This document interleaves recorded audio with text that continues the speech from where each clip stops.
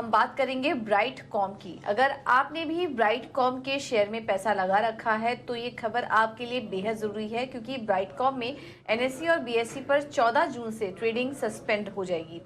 पूरी डिटेल्स के साथ अभिषेक सत्यव्रतन जुड़ चुके हैं। अभिषेक, बताइए क्या जानकारी है आपके पास, ब्राइटकॉम पर किस तरह का एक्शन लिया गया है?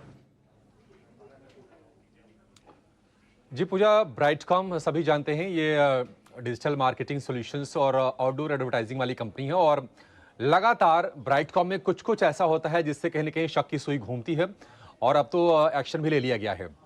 दरअसल एनएसई बीएसई ने 14 जून से ब्राइटकॉम में ट्रेडिंग सस्पेंड करने का फैसला किया है और ये ट्रेडिंग सस्पेंड हुआ है क्योंकि नॉन कंप्लायंस का मामला है।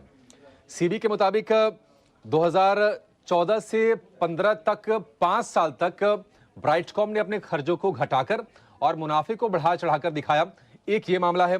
दूसरा मामला ये है कि अभी मार्च तिमाही तो आप छोड़ दीजिए, सितंबर तिमाही और दिसंबर तिमाही के नतीजे भी अभी तक ब्राइटकॉम में जारी नहीं किए हैं। तो एक मसला ये बनता है। और यही नहीं, अकाउंटिंग एंट्रीज में करीब करीब 1280 करोड़ रुपए की रकम में गड़बड़ी भी मिली है सीबी को जांच में और इसके चलते यह फैसला लिया गया है। आपको बता दें कि करीब करीब 6.25 लाख रिटेल निवेशक हैं जो अब अपने आप को थोड़ा ठगा हुआ महसूस कर रहे होंगे और उनकी जो हिस्सेदारी है वो है करीब करीब 38% के आसपास का। अच्छा, अब ये है कि आगे क्या होगा ब्राइटकॉम में। दरअसल सीबी के मास्टर सर्कुलर के पालन तक ये ट्रेडिंग सस्पेंशन जारी रहेगा और 11 जुलाई 2023 को सीबी ने मास्टर सर्कुलर जारी किया था जो कि रिजल्ट जारी करने को लेकर होता है। यही नहीं, अब सस्पेंशन के 15 दिन के बाद ट्रेड फॉर ट्रेड बेसिस पर इस शेयर में ट्रेडिंग होगी और हफ्ते के पहले दिन सिर्फ 6 महीने तक हर हफ्ते के पहले दिन इसमें ट्रेडिंग होगी। तो थोड़ी सी दिक्कत की बात है क्योंकि अब तो शायद ये शेयर जो है लगातार लोअर सर्किट भी यहां से दिखाता रहेगा। लेकिन एक चीज और है कि सस्पेंशन के दौरान प्रमोटर जो है अपना स्टेक कंपनी में और उनके पास डीमेट में जो भी सिक्योरिटीज जो भी शेयर हैं उसको वो बेच नहीं पाएंगे, उसका वो ट्रांजैक्शन नहीं कर पाएंगे। अच्छा, ब्राइटकॉम ग्रुप ने सफाई भी दी है। उन्होंने कहा है कि एनएसई के ट्रेडिंग सस्पेंशन से बचने का पूरा भरोसा है और कंपनी पूरी कोशिश कर रही है, इस पर काम चल रहा है कि 11 जून तक नतीजे को जारी कर दिया जाए, कम से कम दूसरी और तीसरी तिमाही के।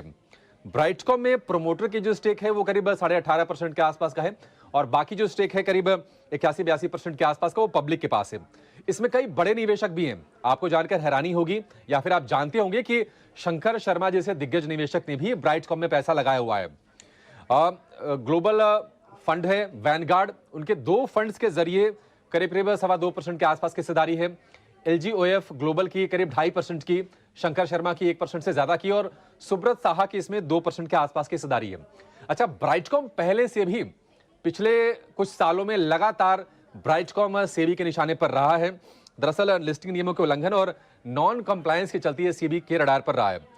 फरवरी में प्रमोटर और चेयरमैन सीएमडी सुरेश रेड्डी के खिलाफ सेबी ने एक्शन लिया था इसी फरवरी में और उनके ऊपर अगली नोटिस तक कोई भी डायरेक्टर पद को होल्ड करने पर रोक लगा दी थी। इसके अलावा कंपनी पर भी सिक्योरिटीज मार्केट में डील करने पर रोक लगी थी। अगस्त 2023 में 24 लोगों पर फंड्स के राउंड ट्रिपिंग का आरोप लगा था और उसमें शंकर शर्मा का भी नाम था।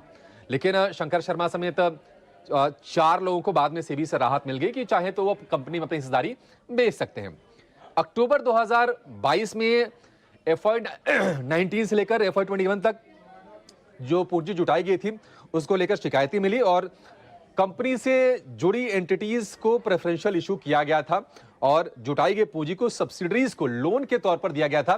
तो तमाम कई मामले हैं जिसको लेकर ब्राइटकॉम को लेकर थोड़े संदेह रहे हैं। सेबी को रेगुलेटर ने एक्शन भी लिया है, लेकिन ये बड़ा एक्शन और निश्चित तौर पर ये रिटेल निवेशकों के लिए 6.25 लाख जो रिटेल निवेशक हैं उनके लिए बड़ा झटका है। ब्राइटकॉम ने सफाई जरूर दी है, लेकिन देखना होगा कि वो कंप्लायंस कर पाते हैं या नहीं कर पाते हैं।